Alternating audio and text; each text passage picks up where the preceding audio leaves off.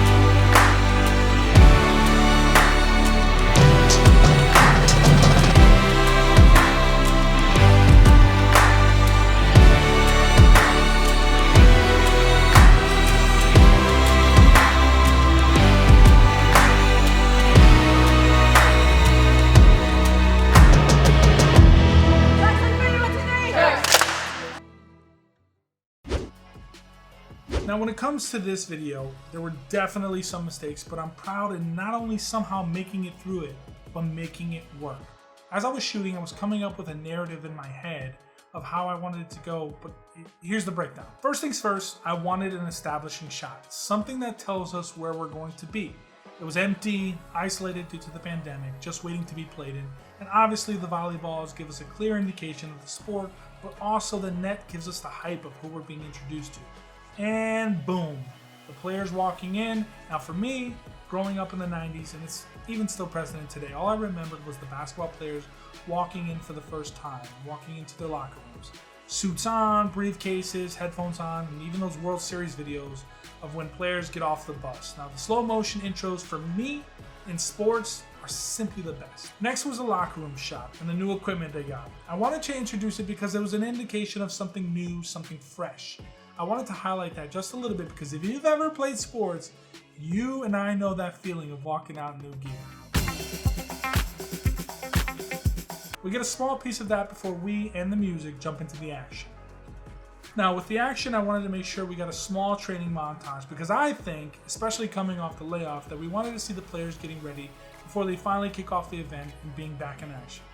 Once that was established, I made an effort to cover both sides of the team, which is because they obviously are scrimmaging their own teammates, but I also wanted to make sure that we covered the unity and that family aspect, which is why I have not only the action shots, but also the shots of them huddling together. Also, these women can jump out the gym, and nothing captures true athletic ability better than slow motion. Oh, and I wanted to make sure that we got a few shots of the head honcho, my boy Brian, love you homie.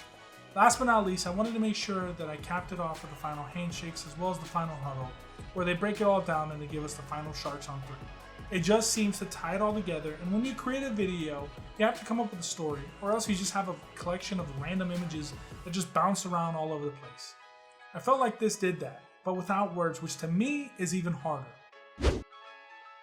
All in all, however, I had a great time, and I can't thank Brian, the NSU volleyball team, as well as NSU for the opportunity. I'm glad you all liked it, and I didn't let you down. Thank you all for taking some time with me to dive into my thought process when it came to creating this video, and I hope to see you all in the future for more content. Again, if you liked it, hit the thumbs up, and if you loved it, don't be afraid to subscribe. I promise you, it won't hurt, and in the next video, when I ask to hit the subscribe button, you'll know that I'm not talking to you. Yeah, you. With all that being said, thanks guys, and I will see you on the next video. Peace.